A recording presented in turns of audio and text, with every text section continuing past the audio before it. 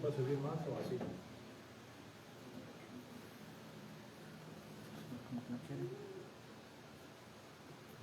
¿Se ocupa subir más? Así se oye bien. Sí. Buenos días, hermanos. Buenos días. Ahora será corto, será sinceramente un vistazo rápido, porque ahora tenemos la cena del Señor y necesitamos tiempo. Pero esto es algo que Dios ha puesto en mi corazón por mucho tiempo. Y esto se trata sobre Israel. Un pueblo obstinado. Un pueblo rebelde. Pero antes de entrar en el texto, que es Isaías capítulo 1, versículo 1, oremos. Querido Padre Celestial, te damos gracias por este hermoso día. Te pedimos, Señor, que nos hables a través de tu Espíritu Santo. Que nos enseñes verdades que trascienden el tiempo. Porque ciertamente el hombre no cambia. El ser humano sigue siendo pecador y corrupto, Padre. Yo te pido, Señor, que nos hables como tu pueblo. Que nos despiertes, Padre. Y especialmente mientras que el día se acerca en que vienes por tu pueblo. Te pido, Señor, que nos muevas a la santidad, a la consagración, al entrego. Ayúdanos, Señor, a no imitar el comportamiento del pueblo de Israel, porque ciertamente no te agradaron. Padre, enséñanos, convéncenos, demuéstranos dónde erramos. Ayúdanos, Señor, a que vivamos una vida práctica en santidad, en consagración, haciendo tu voluntad en esta tierra. Gracias, Padre, por este día. Gracias, Señor, por tu Espíritu Santo, y te pido que este evangelio salga de esas cuatro paredes y que también, Señor, que ilumines tu palabra, pero sobre todo, Señor, que tu Espíritu Santo se mueva en nuestros corazones, pues sin él, Padre, nada se logrará. Gracias, Señor. Que tu nombre sea enaltecido en el nombre de Jesús. Amén. Isaías capítulo 1. Y esto aconteció en los tiempos del profeta Isaías. Isaías profetizó, aquí nos habla sobre 4 reyes.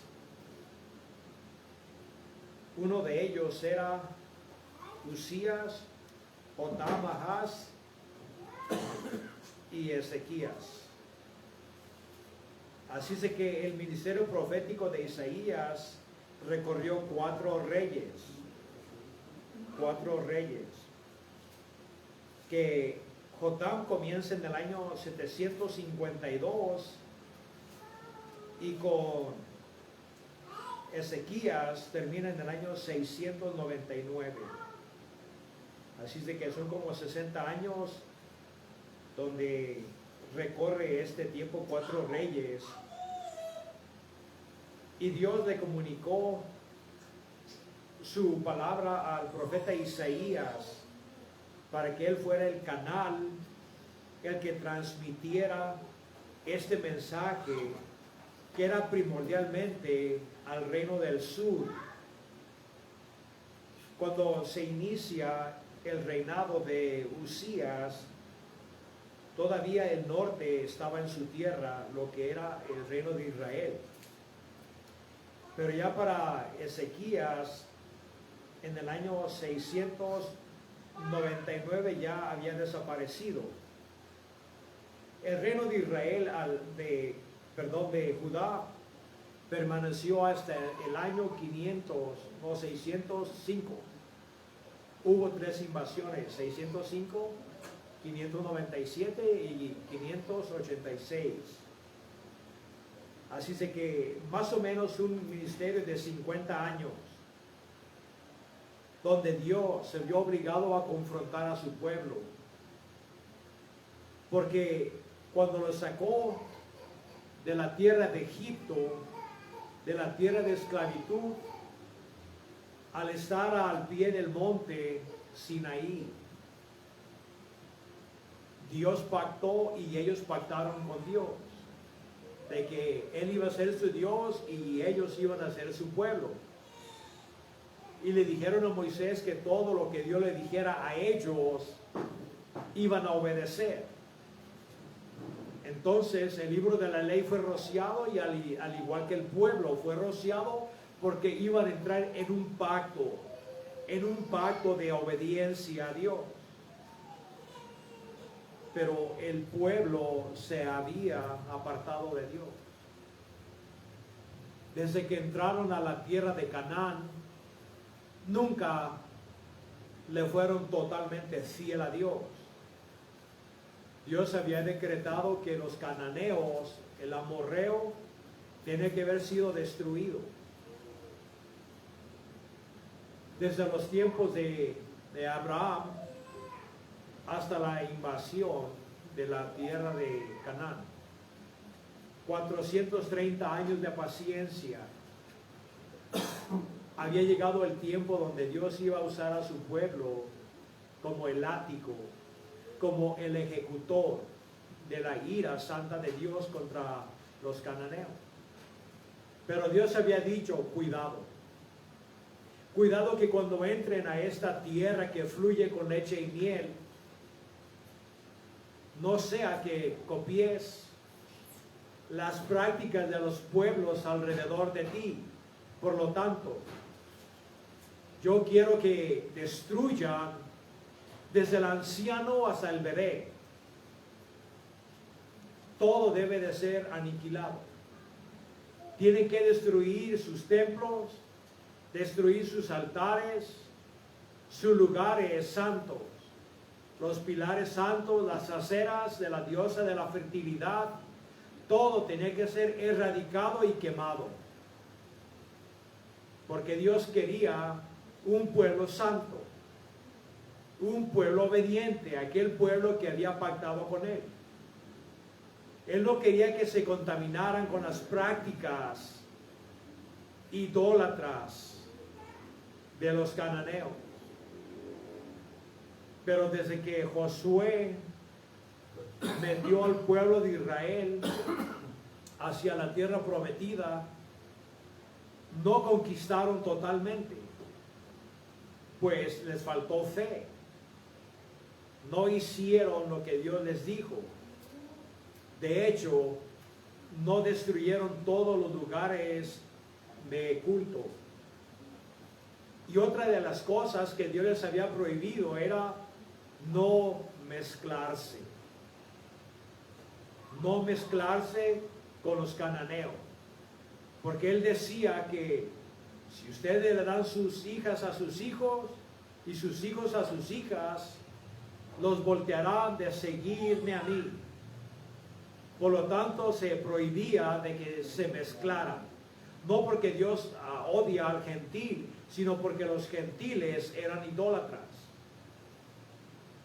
Pero no obedecieron. La conquista parcial, adoración parcial, porque sincretizaron la adoración de los cananeos con la adoración a Yahvé.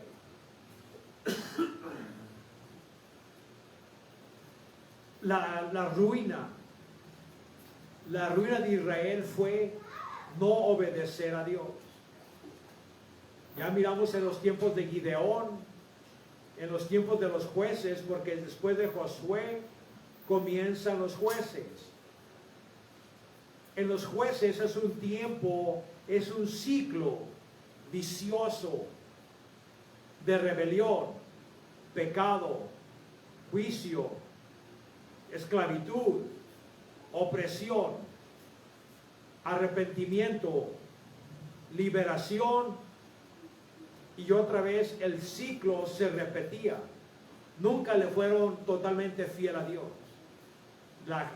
De hecho, el pueblo de Dios, en vez de santificarse, en vez de ser un pueblo santo, un pueblo que anunciara el nombre de Dios a los gentiles alrededor de él, se fue degenerando, se fue asimilando a su contorno, a los pueblos. En vez de enseñarles el verdadero Dios, aceptaban a los dioses de los que estaban alrededor de ellos, a Chemosh, Moloch, Asera, Baal, etc. Una contaminación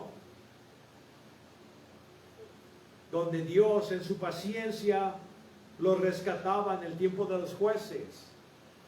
Después de un periodo, gozaban un periodo de paz porque Dios en su misericordia los rescataba, y otra vez se revertían a la idolatría y a la rebelión contra el pacto, y Dios les mandaba otra vez un opresor.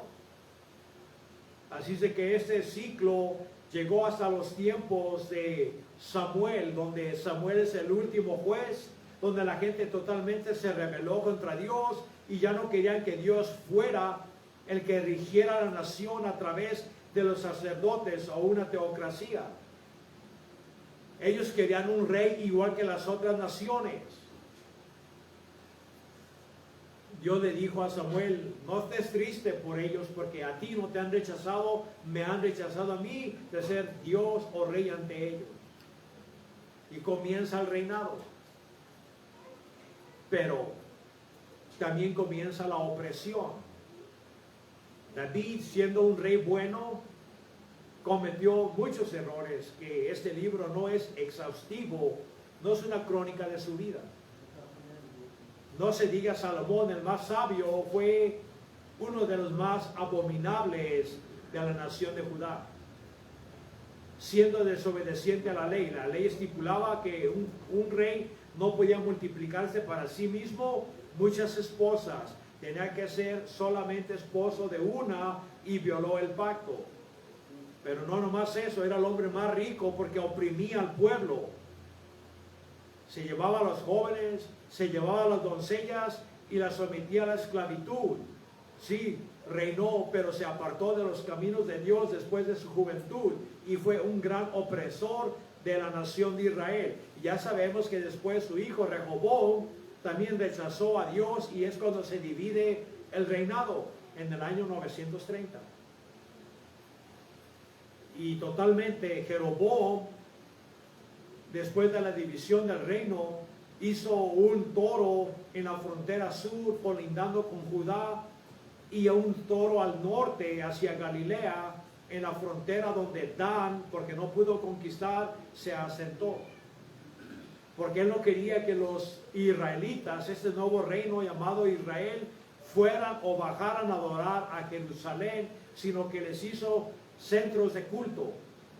Baal, que era lo mismo que los judíos estaban adorando al monte Sinaí, un becerro, es Baal, en diferente forma. Moloch era un cuerpo de un toro con forma humana, pero era Baal.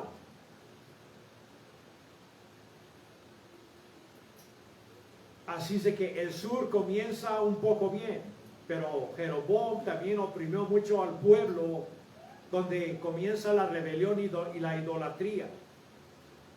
No se entregaron totalmente al inicio, al igual que Israel. Israel se redujo a un estado o condición peor que las naciones que estaban alrededor de ella, y Dios tuvo que juzgar a la nación de Israel. Usó a un ejército muy sanguinario, muy cruel, a los asirios, o lo que era Nínive, y hizo matanza de ellos y los despatrió. Se los llevaron a la tierra del norte, al mar Negro, y a otros que vivían allá los trajeron y desplazaron a la gente nativa, y llegaron los gentiles a la nación de Israel. Pero después Dios dice, no nomás en el profeta Isaías, Jeremías, Ezequiel, Oseas, donde la nación de Israel miró lo que le aconteció, Judá miró lo que le aconteció a Israel y cómo ellos habían sido desterrados, porque esa era una de las condiciones del pacto, que si obedecían iban a estar en la tierra, y si no, la tierra los iba a vomitar. Y Dios decía de Judá: ustedes han mirado lo que su hermana, esta ramera, esta prostituta, cómo se ha prostituido bajo todo árbol frondoso a adorar a dioses cananeos. Y ustedes miraron lo que les aconteció, y ustedes no escarmentaron, se han reducido a un estado peor que su hermana al norte. Quedarán impunes, quedarán sin ser castigados. Nunca hay que decir que Dios castiga luego. Los habitantes de Sodoma y Gomorra no fueron castigados inmediatamente. Pasaron múltiples generaciones hasta que se degradaran a un estado que no había marcha atrás. Tienen que haber sido destruidos, al igual que los cananeos. Los amoritas, 430 años, no respondieron al basurero. Israel, desde que entraron a la tierra, 1440 años, hasta los tiempos del primer rey Saúl, en el año 1050, 350 años de jueces, tampoco respondieron positivamente. Y por eso ellos nunca vivieron en paz alrededor, todo el tiempo los oprimían. ¿Por qué? Porque Dios se acordaba del pacto que hicieron. Así es de que Dios, ya para este tiempo, el profeta Isaías les estaba dando advertencia a la nación de Judá de que se arrepintieran, porque se habían degradado a una religión vacía, un sincretismo donde acudían a adorar al templo, ofrecían holocausto, hacían exteriormente todo lo que requería la ley de Moisés, pero cuando regresaban a sus aldeas, a sus pueblos, adoraban, le rendían culto a los dioses cananeos que tenían en sus casas. Habían sincretizado dos religiones. Y Dios estaba molesto, porque Dios se acuerda de su pacto. Y les estaba dando advertencia. Aquí más o menos se puede decir que es el tiempo, en el capítulo 6 de aquí de Isaías, nos dice cuándo aconteció esto. Si se fijan en el 6:1 dice: en el año que el rey Usías murió. ¿Cuál fue ese año? En el año 740. Quiere decir que Isaías recibió esta profecía y más después del año 740. Donde los piadosos eran pocos. Este hombre había reinado 50 años, Usías. Comenzó bien, terminó mal. Terminó como leproso.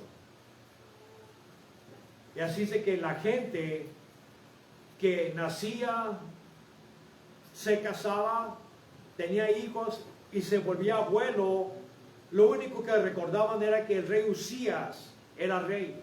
Pues él tuvo un reinado el más largo. Y así es de que la gente estaba desesperada. ¿Qué va a pasar? El rey se ha muerto. Estamos en un aprieto espiritual.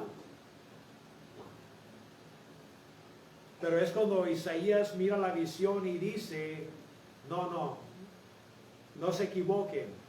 El verdadero rey sigue adentro en su trono. Él sigue adentro del templo. Por eso miró que el soberano no era Usías. El soberano era Dios, y él estaba sentado en el templo, y su trono estaba allí, y el tren de su vestimenta rodeaba todos los pilares del templo. El verdadero rey todavía estaba allí. Dios no había abandonado al pueblo. Los que abandonaron a Dios fue el pueblo. Somos muy culpables como seres humanos y especialmente en la época que se describe como la época de la gracia, la época de la tolerancia al pecado, porque después de todo estamos bajo su gracia. ¿Que no hay un libro que se escribió caminando bajo su gracia?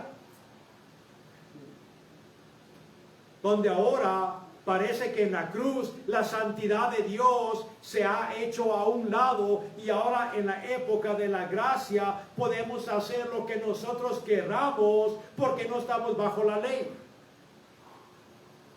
Ciertamente la gente no ha entendido lo que la ley estipula. Ciertamente no somos Israel. Todos los códigos, todos los rituales, todo lo que era ceremonial y que aludía a Cristo y su obra redentiva, todo eso ha sido cumplido. Ese ya fue hecho a un lado, ya no hay más sacrificios, pero de ninguna manera pensemos de que Dios ha nulificado su ley moral. Dios nunca ha nulificado la ley moral. Y uno de los mandamientos, el primero que trata con la idolatría, Dios dice: yo soy Jehová tu Dios que te sacó de la casa de esclavitud, de la casa de servidumbre. No tendrás otros dioses delante de mí. Esa es la ley moral, lo que los judíos no cumplieron. Ellos se reducieron a una condición más abominable que los nativos cananeos. Y Dios, antes de actuar, les estaba recordando. Leamos el versículo 1. La visión de Isaías, el hijo de Amós, que él miró tocante a Judá y Jerusalén en los días de Usías, Jotam, Ahaz, Ezequías, reyes de Judá. Esos eran los reyes del sur. ¿Y cuál era la queja de Dios? ¿Por qué le dio esta visión al profeta Isaías? ¿Por qué? Porque Judá era malvada, era perversa. Y aquí, en el versículo 2, la escena es como una corte, pero una corte celestial. ¿Por qué? Porque Él va a traer a su pueblo a corte. Dios no nomás será el juez, sino que Él será el fiscal, porque Él va a demandar a su pueblo.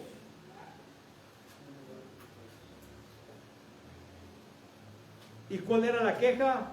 Violadores del pacto. No han cumplido las condiciones del pacto. Y dice, y esto es como un tipo de alegoría sobre una corte. Dicen: escuchen, oh cielos, y presten atención, tierra, porque el Señor ha hablado. Dice que todo se tiene que callar.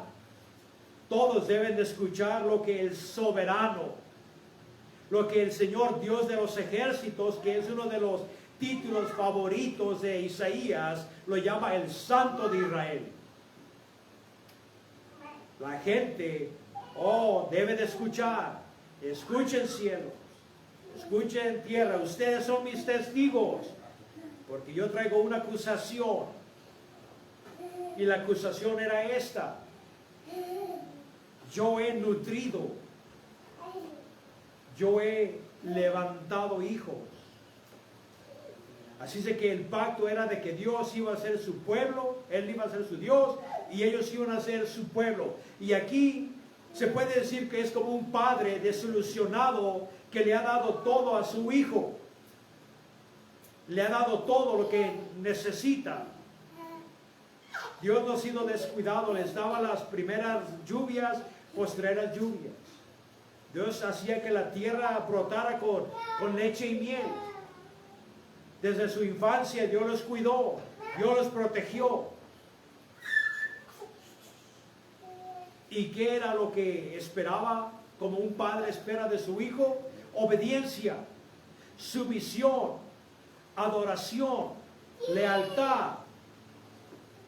Pero como un padre desilusionado declara esto: pero ellos se han rebelado contra mí. Eso es la acusación. Eso es la acusación del fiscal que es Dios en esta corte celestial contra su pueblo. Él los acusa de rebelión. ¿Cuánta gente ahora no hay que dicen que es pueblo de Dios?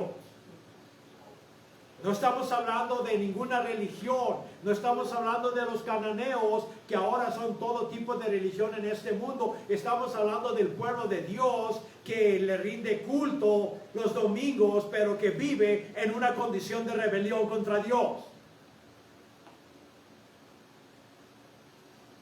¿Quién nos dijo? Decía un himno. ¿Quién te dijo que tú puedes hacer lo que tú quieras? Si mi queja se pudiera decir es esta: ¿quién te dijo a ti que bajo la gracia ahora eres una persona, un cristiano independiente? ¿Quién te dijo que tú puedes hacer tu santa voluntad? Ahora el evangelio no es como antaño. No son como en los reformadores, no son como las grandes despertades. No es lo que enseñaban los apóstoles. Ahora el evangelio no confronta a nadie. No confronta la incredulidad. No confronta nuestra manera de vivir, nuestra manera de pensar. La condición de la iglesia se apaganiza más y más y más. Las vestimentas, tatuajes, piercings, todo esto se está metiendo a la iglesia y su ideología, mientras que todos cantan la gracia de Dios. Toleramos todo por la gracia, por el amor, pero nunca defendemos la santidad y las leyes de Dios. No defendemos al Santo de Israel, que era lo que decía Isaías. Y nos excusamos diciendo es que pues después de todo somos pecadores. Sí, pero si has sido regenerado, tienes la semilla del Espíritu Santo en ti. Ya no eres el mismo. Si nadie te ha dicho si eres cristiano y nadie te ha dicho de que debes tu vida, tu existencia, tu lealtad y servicio a Dios, yo te lo estoy diciendo. Porque quiero que entiendan algo. La palabra de Dios dice que no todo el que me dice Señor, Señor, entrará en el reino de los cielos. Y vaya que esto abunda en nuestra nación y en las naciones que una vez fueron iluminadas con el Evangelio de Cristo, donde ahora se mira todo tipo de perversión, aborción, homosexualidad, avaricia, inmundicia, idolatría, etcétera, y todo es permisible porque estamos en el tiempo de la gracia de Dios. Porque después de todo, las naciones nos han dado libertad. Quiero que entiendan que por eso los musulmanes odian al occidente, porque ellos dicen, ustedes dicen que tienen la verdad y miren sus vidas. Miren que la pornografía, miren que la homosexualidad ahora no nomás es tolerada, sino que es promovida en las capitales, donde quiera cuelgan sus banderas. Las iglesias les están abriendo las puertas bajo el lema de la tolerancia y el amor, porque no queremos ser divisores. ¿Ustedes piensan que esto no le aconteció a la nación de Israel, donde había centros de culto homosexual? Y que mataban a los niños en ese valle de Ginoam, donde Dios le llamaba Gehenna. Ellos se reducieron, en vez de proclamar las alabanzas de Dios, de difundir la gloria de Dios, el conocimiento de Dios, el poder de Dios, ellos hicieron a Dios a un lado y se volvieron peores idólatras aún que la gente nativa.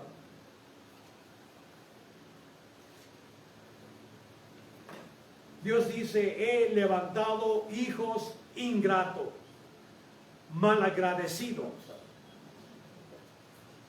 Y no piensen porque Él les dice hijos, quiere decir que hayan sido salvos. Él les habla como hijos, como nación.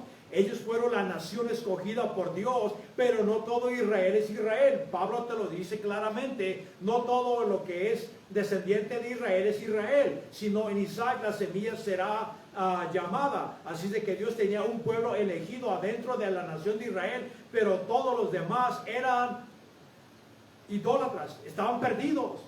Aunque fueran descendientes de Abraham, descendientes de Israel, estaban perdidos.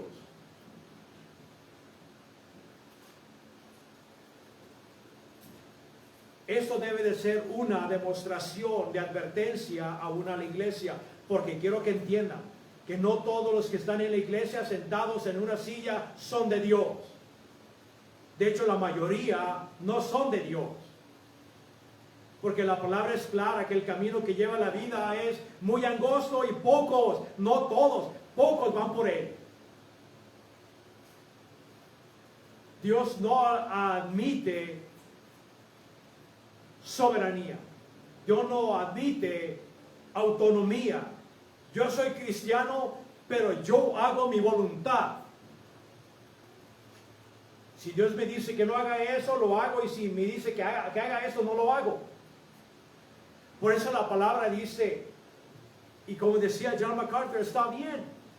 Eso es el peor, o las palabras más espantosas de Cristo, que no todo el que me dice Señor, Señor, entrará en el reino de los cielos, sino el que hace la voluntad de mi Padre. Y si tú no eres conocido por el sometimiento y conocer y haciendo la voluntad de Dios, no te garantizo, la palabra no te garantiza de que vayas a entrar al reino de Dios. Dios no quiere simpatizantes. Él no quiere que nomás intelectualmente entiendas que Él existe y que Él es Dios. No, Él quiere la obediencia. Él quiere que vengas en pos de Él, que te niegues a ti mismo si quieres la salvación de Dios. Y no estoy proclamando un evangelio de las obras, sino que aquel que ha sido regenerado por Dios y viene bajo las condiciones de Dios, se somete a Dios. Ahora miramos a la gente que no tiene nada que ver con Dios, ni oración, ni lectura, ni la comunión con Dios, y se demuestra porque las iglesias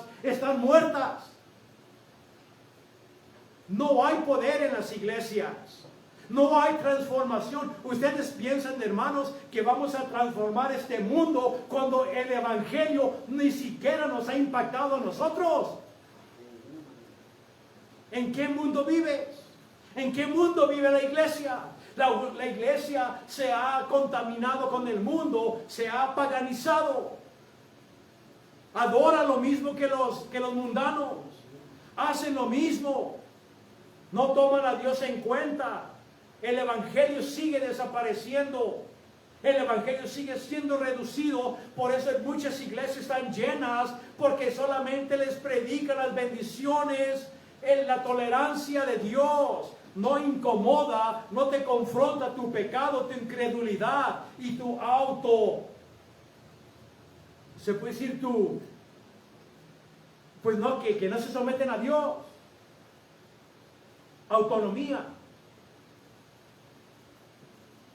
Yo pienso que es tiempo, hermanos, que entendamos esto. Porque Dios dice que solamente los que hacen la voluntad del Padre van a entrar al reino de Dios. Y ahora cuestiónate a ti mismo. ¿Estás haciendo la voluntad del Padre? Aquellos no le dijeron, Señor, Señor, mira que ellos dijeron, mira que nosotros hemos predicado en tu nombre. ¿Cuántos de ustedes no le han compartido a otra persona el evangelio? Sí, ok. Yo no digo que hayan hecho milagros o prodigios.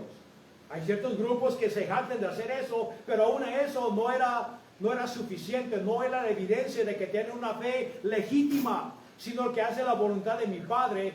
El que es salvo genuinamente anda construyendo su edificio sobre la roca. Y si se fijan todo el contexto de las bienaventuranzas, ahí están las instrucciones de cómo debes de edificar. Y si no estás siendo obediente, si no estás haciendo el fundamento que Dios te dice en obediencia, no importa que le digas, Señor, Señor, estás construyendo sobre arena.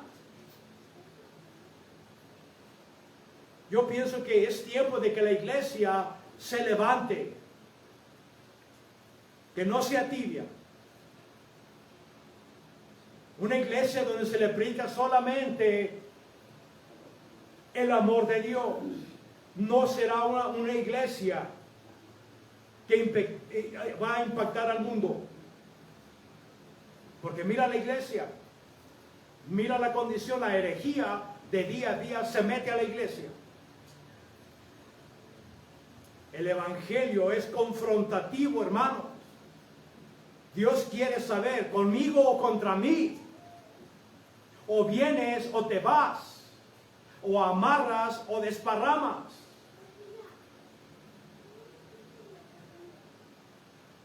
Dios exige todo de ti. Dios no quiere tu 30, no quiere tu 40, no quiere tu 90. Él quiere todo de ti. ¿Estás dispuesto a darle todo a Dios, cederle tu vida? Porque si no lo haces, Dios no se va a comprometer contigo a ser tu Dios. Dios no se va a comprometer contigo. Por eso les digo, capítulo 2 de San Juan, después que hizo un milagro, la gente miraba y sin embargo, dice los que creyeron en él, pero era una creencia intelectual, porque dice Cristo que él no se comprometió con ellos porque sabía lo que estaba en ellos. Por eso dice, yo no me voy a comprometer con ellos porque yo sé que lo único que ellos saben de mí es intelectual. Su corazón no está conmigo. Por eso Dios dice, yo no me comprometo con ellos. Vamos a engañar a Dios. Vamos a engañar a Dios. O el que te engañas eres tú. Eso le pasó a Israel. Por eso esas verdades del ayer son aplicables ahora. Miren lo que hacían. Primeramente dice, el buey conoce a su dueño. El asno, el pesebre de su amo. Pero Israel no sabe, mi pueblo no considera. ¿Por qué el buey conocía a su amo? Exacto. Yo he ido allá con mis parientes donde tienen bueyes, no son bueyes, son toros engordan. Y a mí se me dejan ir porque no me conocen. Pero llegan ellos y luego lo siguen porque saben de que les dan de comer. Ellos pueden acariciarlos y todo, yo no puedo. ¿Cómo es posible de que cuando tú entras a tu casa y si tienes un perrito venga a tu encuentro meneando la cola? Yo cuando llego a mi casa tengo una gatita y luego me oye desde que parqueo el carro y ya está maullando por mí. Es increíble cómo pueden escuchar. Y son animalitos que se guían por instinto. No tienen espíritu. ¿Y cómo es posible que una persona que fue creada a la imagen y semejanza de Dios pueda reducirse a una condición peor todavía que un animal? Los bueyes conocen quién les da de comer y también dónde está el descanso del asno. Ellos reconocen a su dueño, que Israel no tenía que haber conocido a su Dios. No lo reconocieron.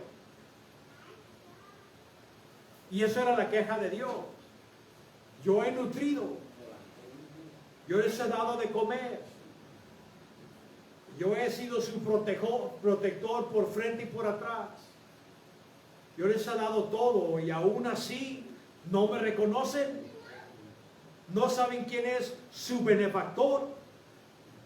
No saben quién es su Dios. Oh, alármense, cielos y tierra, porque algo malo ha acontecido. Mi pueblo se ha rebelado contra mí.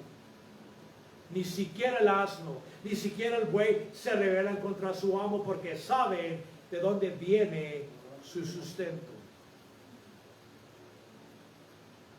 Israel había apostatado. Se habían alejado de Dios. ¿Cuántos en las iglesias no han apostatado? Muchos se han apartado del camino de la justicia y andan siguiendo el viento. Andan en prácticas ocultistas o andan siguiendo la nueva era, o andan siguiendo el dinero, o andan siguiendo la popularidad, o andan siguiendo todo aquello que le traiga prestigio y honor a la carne, y se han olvidado de Dios. Y mucha gente todavía les dice, tal vez sea buena intencionada, los llama hermanos. ¿Hermanos de dónde?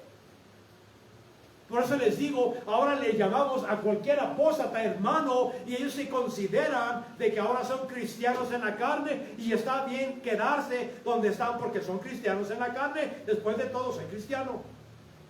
Y los hermanos buen intencionados les dan una falsa esperanza de que son cristianos, en vez de decirles, si no te arrepientes te vas a ir al infierno. Nadie quiere decir esto, hermanos. Por eso ahorita las iglesias ya no se predica el evangelio real, ya no se confronta. Por eso la iglesia está débil. Ya no hay cristianos sólidos donde incomoden no nomás a la iglesia, sino que incomoden al mundo. Todos vienen igual que el sistema católico.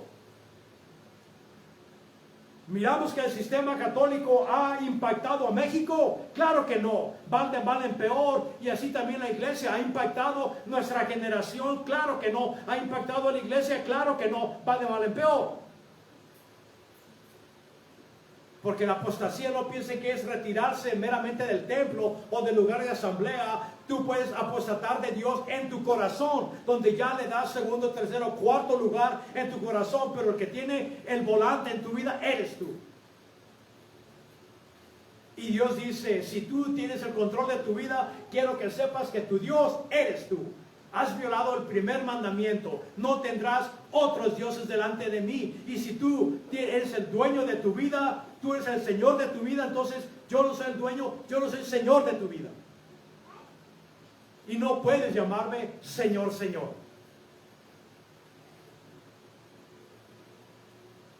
Hermanos, el reino de Dios no se construye por palabras. El reino de Dios es una vida. Es una vida de obediencia, de sometimiento. Miramos las ilustraciones de aquellos que verdaderamente encontraron su Mesías en los tiempos de Jesús, cómo sus vidas fueron impactadas, jamás fueron la misma persona. Y cómo es posible que ahora que se predica el evangelio a través de la televisión, por el celular, en las iglesias cada domingo, la iglesia esté de mal en peor. ¿Qué está pasando? ¿Será Dios el problema o será la gente que no está prestando atención al evangelio? ¿Saben qué? La gente viene con un corazón cerrado, viene más acorazado que un tanque de guerra, porque la palabra de Dios no les penetra, no los incomoda, porque se sienten de que van rumbo al cielo, cuando la palabra de Dios te dice que ancho es el camino que lleva a la perdición y la mayoría van por ellos. Y no se refiere al paganismo, se refiere a aquellos que le dicen Señor, Señor. Dice, van por la puerta ancha, por la puerta fácil, por la puerta de la autoindulgencia, por la puerta donde Dios no es parte de su vida. Son meramente religiosos, puro Señor, Señor, pero que no hacen la voluntad de Dios. Por eso Cristo dice, son pocos los que lo encuentran, y dificultoso es el camino. Si no aprecias tu alma, si tú no estás haciendo la voluntad de Dios, entonces no aprecias tu alma. Porque la palabra de Dios dice, Pedro, que hagas tu llamamiento y salvación más segura. Estás asegurado de que eres parte del pueblo de Dios, o vives común. Vives como el mundo. La única diferencia es que tú vienes aquí los domingos y que a veces escuchas unas alabanzas, pero que no te esfuerzas para difundir la gloria de Dios entre los que están alrededor de ti. No te preocupas por la santificación. No te preocupas por consagrar tu vida al servicio a Dios. Yo miro, hermanos, que la mayoría de las iglesias son tomadores, no dan. no mueven el meñique por el reino de Dios. Van cuando quieren, se reúnen cuando quieren. No me digas que yo haga esto, no me digas que yo haga lo otro, no tengo tiempo.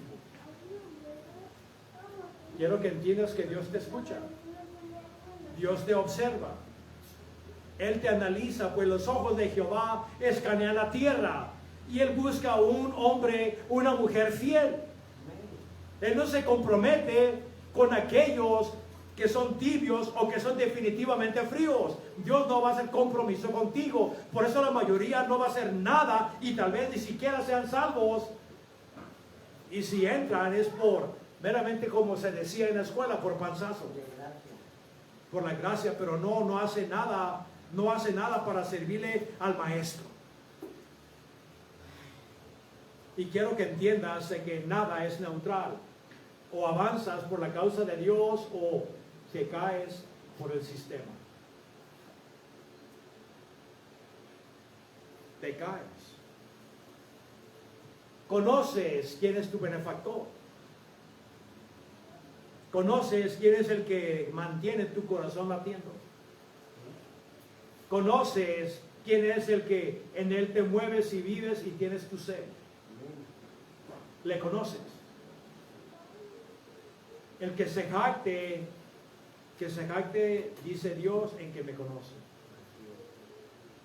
El reino de Dios es, y esto es vida eterna, que te conozcan a ti, al único Dios verdadero, y a Jesucristo a quien tú enviaste. Le conoces. Yo no digo si has escuchado de Él, le conoces. Has entrado en una relación salvífica de padre e hijo e hija con Dios. Si no, no tienes ninguna garantía de que vayas a ir a la presencia de Dios. No hay garantía. No hay garantía porque el camino ancho que dice rumbo al cielo no lleva al cielo. Lleva a la perdición y dice, tristemente, muchos van por él.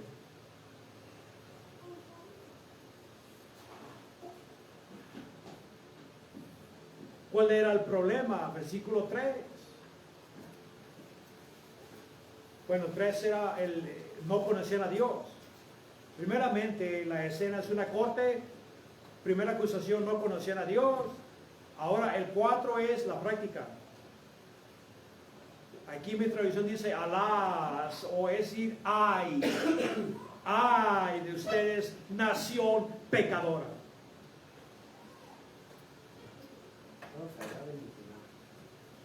Eso es lo opuesto a lo que Dios quiere.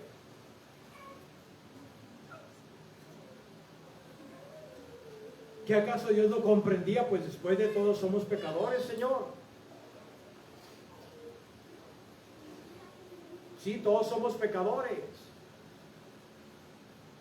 Pero hay unos que conocen a Dios, que tienen temor de Dios, cuyo corazón ha sido transformado, que buscan honra, gloria y inmortalidad, siguiendo a Dios, cargando esa cruz. Sí, se tropieza uno, se resbala, se cae, pues la cruz es pesada, pero sin embargo no deja la senda recta.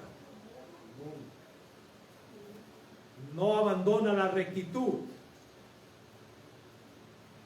El cristiano lamenta su condición. Ay de mí, porque estoy deshecho, decía Isaías. Pablo decía, oh hombre malvado que soy. El verdadero creyente se lamenta su condición caída, lamenta sus pensamientos, lamenta sus acciones, lamenta lo que puede hacer y lo que no puede hacer, pues él tiene todo el tiempo a Dios en su mente, en su corazón, y todo lo que a Dios le ofende le duele. Y todo lo que a Dios le gusta a él, aunque sea un ser imperfecto. Y como decía MacArthur otra vez, no ves la perfección de tu vida, sino ves la dirección de tu vida. ¿Cuál es la dirección de tu vida? ¿Por quién vives? Vives para comer, vives para beber, vives para vestir. ¿Para qué vives? ¿Cuál es tu agenda? ¿Cuál es tu propósito en la vida? ¿Estás existiendo nomás como los toros engordados para el matadero, o tu vida tiene un propósito? El propósito de Israel era de que ellos difundieran la gloria de Dios a las naciones alrededor. No lo hicieron. Estás haciendo tú lo mismo. Estás cometiendo el mismo pecado que los israelitas. En esta ocasión aquí, pues los judíos.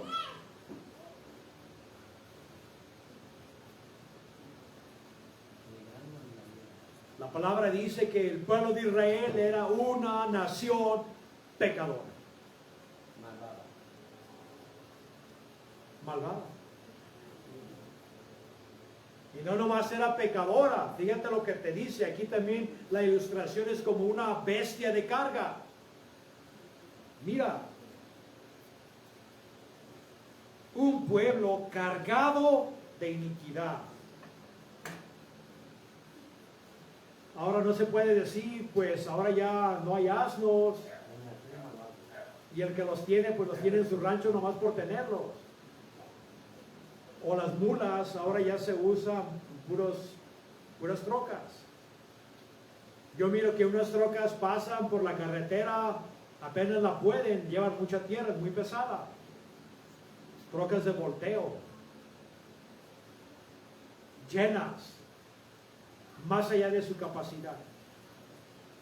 También a muchos que le ponían mucha carga a los burros, donde el burro se sentaba, no lo podía. Las mulas donde transportaban oro en la antigüedad. Muy pesado. Así de que no nomás la ilustración es como una bestia de carga que carga una carga ligera, sino que era extremadamente cargada. Y así también la nación de Israel es puesta como una bestia que está cargada de pecado. No van de fe en fe y de gloria en gloria, van de pecado en pecado, en pecado, en pecado, en pecado y pecado. Yo pienso, hermanos, que allí le vamos a parar porque tenemos que cenar la cena del Señor, pero eso no más. Vamos a cubrir todo este capítulo. Yo pienso, hermanos, que tenemos que analizarnos todos nosotros a la luz de las Escrituras y lo que los judíos estaban cometiendo, no sea que caigamos en el mismo error del malvado. Tenemos que analizarnos, hermanos. Y tenemos que ser sinceros, la palabra de Dios tiene que analizarlo. Tenemos que ser sinceros, hermanos. Analícense si están en el reino de Dios.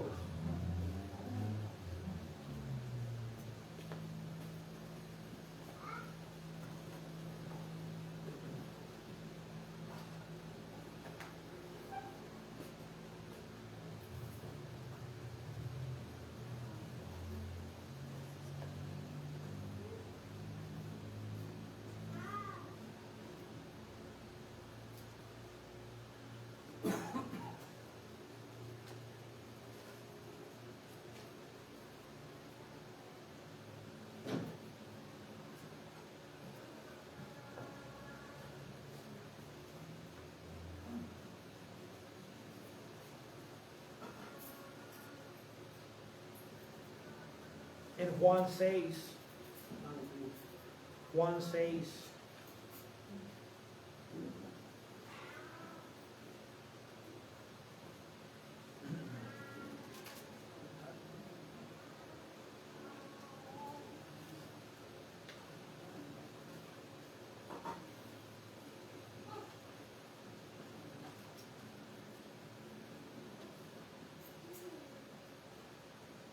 Jesucristo había hecho un milagro y multiplicó el pan.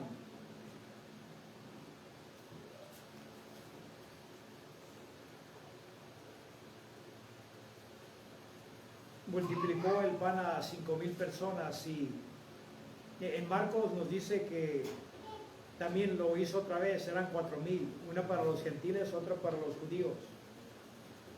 Para los judíos fueron 5,000 hombres los que estaban allí en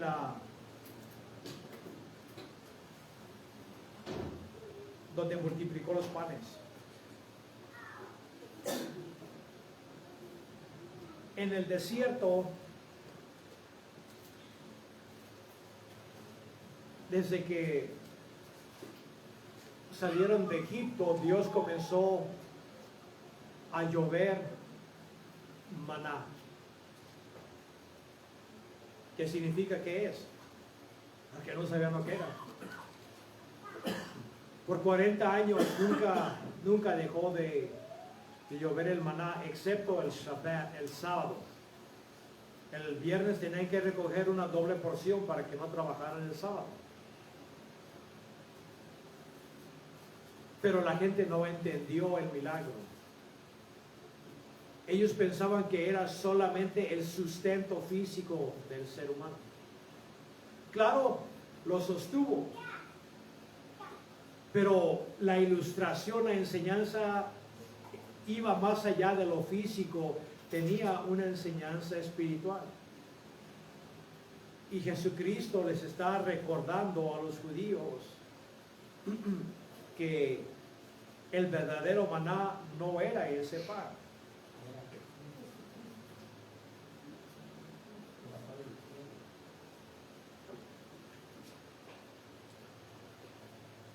Vamos a leer desde el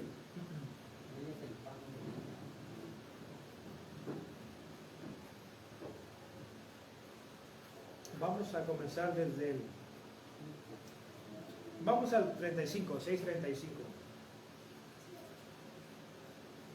Bueno, regrésense al 32, dice: y Jesús les dijo a ellos: ciertamente o verdaderamente les digo a ustedes, Moisés no les dio el pan del cielo. Porque ellos en el 31 decían de que hey, Moisés nos dio maná, nos dio pan. Y Jesús les recuerda que no fue Moisés. Pero mi Padre les da el verdadero pan del cielo. El pan de Dios es Él, y se refería a sí mismo, que bajó del cielo y le da vida al mundo. Entonces le dijeron: Señor, danos este pan siempre, este pan. Ellos no entendieron de que Él estaba hablando de Jesucristo, de que Él era el pan de vida. El maná solamente los mantuvo vivos físicamente. Pero Jesucristo estaba usando esta ilustración de la antigüedad, de algo que aconteció, ese milagro, para decir de que el verdadero pan que da vida espiritual, porque eso es, vida espiritual es el que bajó del cielo. El que come pan volverá a tener hambre, pero el que recibe a Cristo jamás tendrá hambre. Y Jesucristo les dijo, versículo 35, yo soy el pan de vida. El que viene a mí nunca tendrá hambre, y el que cree en mí jamás tendrá sed. Pero ustedes han visto y no me han creído. Todos los que el Padre me dé vendrán a mí, y el que viene a mí yo no lo arrojo, no lo echo fuera. Pero ahora, brinquen. Vamos al 60. Entonces sus discípulos, cuando escucharon esto, le dijeron: este es una cosa dura de entender o soportar. ¿Quién la puede entender? Ahora, regrésense al 33, ¿qué era lo que les dijo? Y Jesús les dijo a ellos: de cierto les digo a ustedes, a menos de que coman la carne del Hijo del Hombre y tomen de la sangre, no tienen vida en sí. El que come de mi carne y bebe de mi sangre tiene vida eterna, y yo lo levantaré en el día final. Porque mi carne es comida verdadera y mi sangre es bebida verdadera. El que come mi carne y bebe mi sangre permanece en mí y yo en él. Tenemos que hacer aquí una diferencia, hermanos.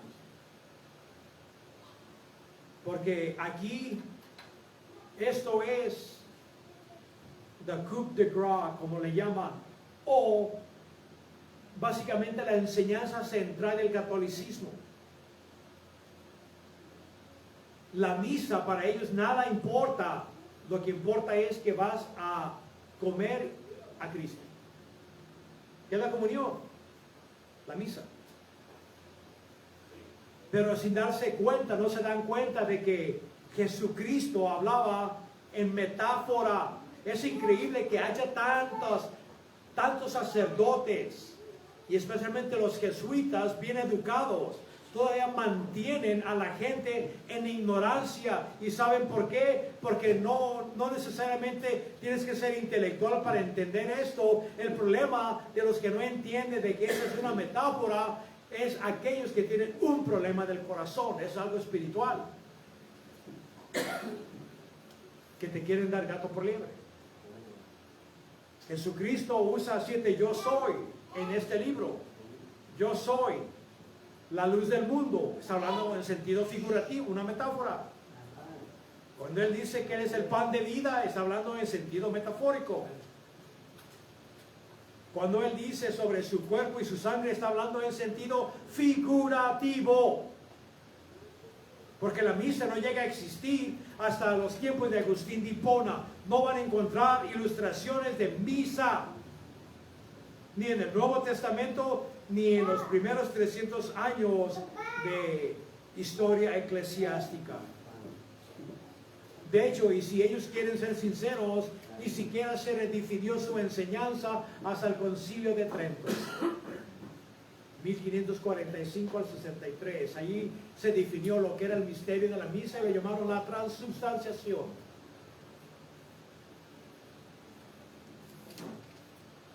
Hermanos, nosotros sabemos de que lo que está diciendo Jesús es sentido figurativo y la gente no entendió. La gente dice, esta enseñanza es muy dura de entender, ¿quién la puede entender? Y de allí todos, de hecho todos, de los 5,000, después mujeres, jóvenes, niños, todos se fueron porque no podían soportar, porque la ley estipulaba que no podían comer sangre. Ellos lo tomaron al valor superficial.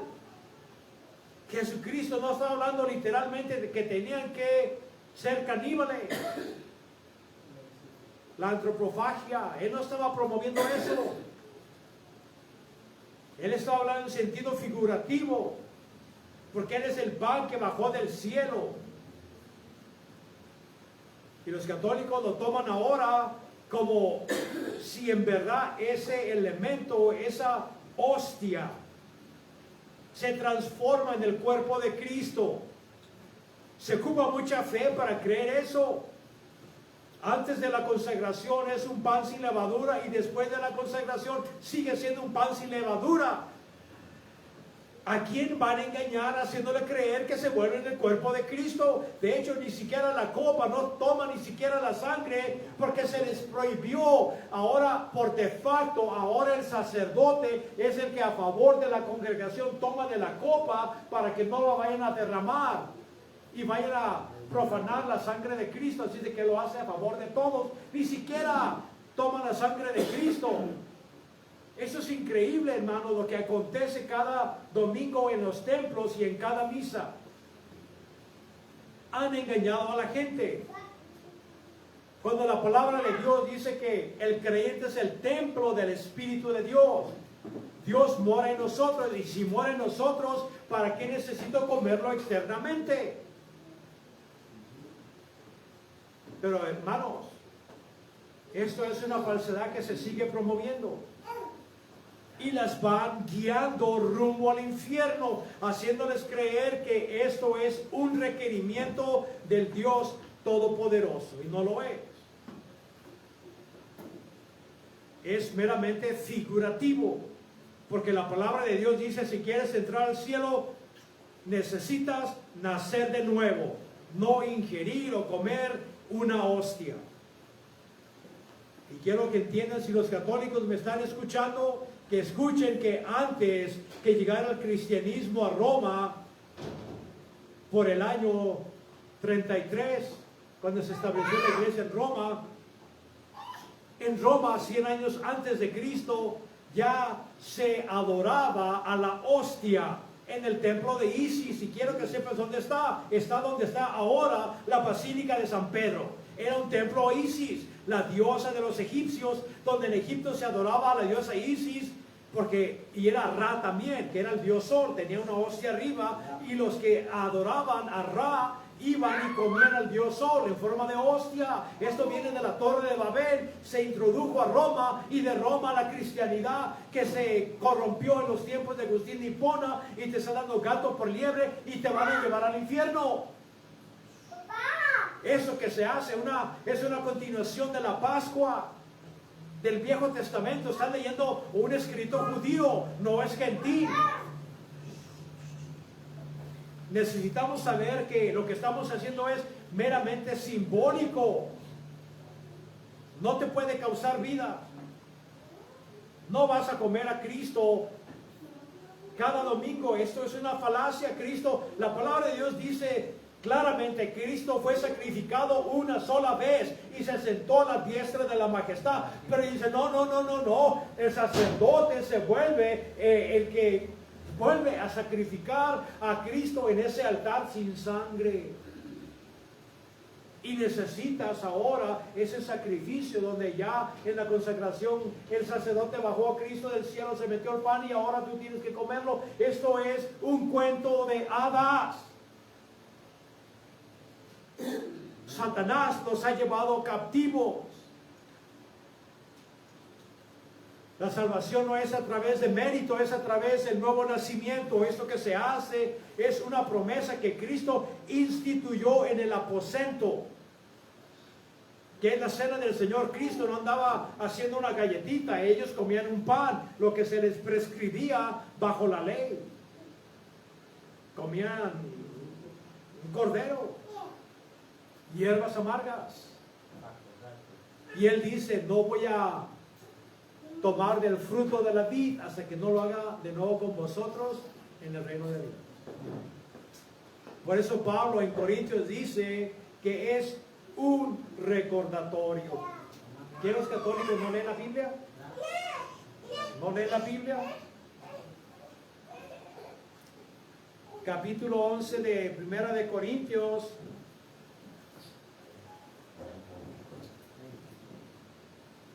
Pablo dice, esta copa del nuevo pacto en mi sangre, hagan esto todas las veces que lo bebieres en recordatorio mío. Él no te dice para que ustedes puedan obtener la vida de Dios.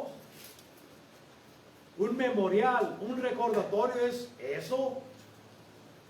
Vean en el diccionario, pregúntale a su celular que ahora tienen la inteligencia artificial. ¿Qué quiere decir recordatorio? Y te va a decir.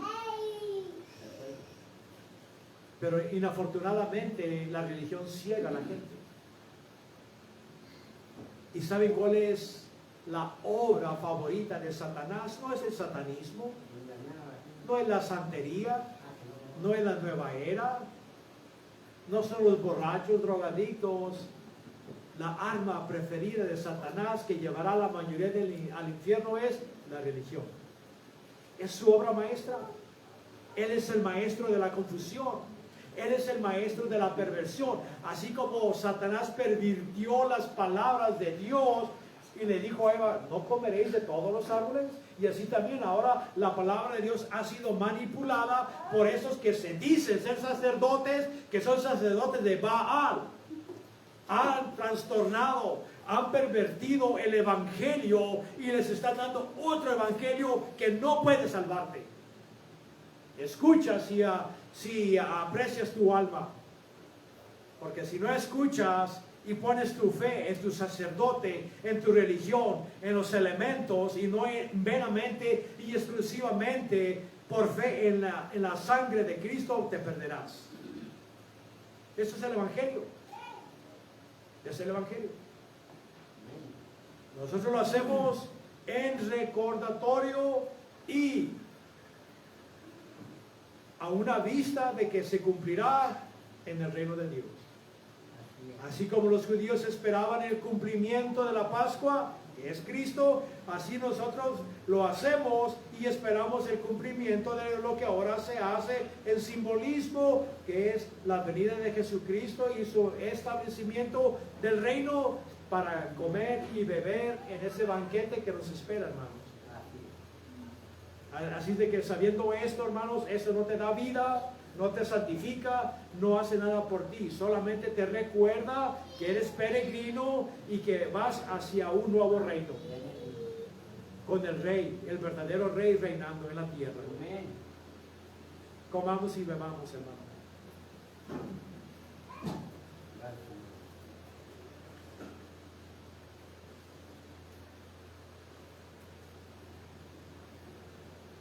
Oremos. Querido Padre Celestial,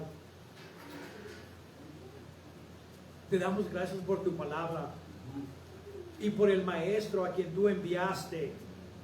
Ese es el verdadero vicario. Tu Espíritu Santo que nos lleva a toda verdad. También tu palabra dice, santifícalos con tu palabra es verdad. Tú dijiste a aquellos que creen en ti, si continuáis en mi palabra, sois meramente mis discípulos y sabrás la verdad y la verdad te hará libres. Gracias, Señor, porque a través de tu palabra nos has librado de la mentira religiosa y de mente religiosa, Señor, y nos has hecho sentar en los lugares celestiales en Cristo, Padre. Tenemos una nueva identidad en ti. Tú eres nuestro Padre, somos tus hijos, Señor. Gracias, Padre. Gracias porque nos has adoptado tu familia. Gracias, Señor, porque vivimos en la expectancia de que vendrás por nosotros. Y lo esperamos con ansia, Señor. Estamos cansados de este mundo de hipocresía y de maldad y rebelión, Señor. Estamos cansados, Señor. Queremos el descanso. Ese descanso que tú has prometido a aquellos que te aman, a aquellos que fervientemente esperan por tu aparición, por esa parusia, Señor. Porque proclamamos, oh ven, Señor, ven por tu pueblo, Padre.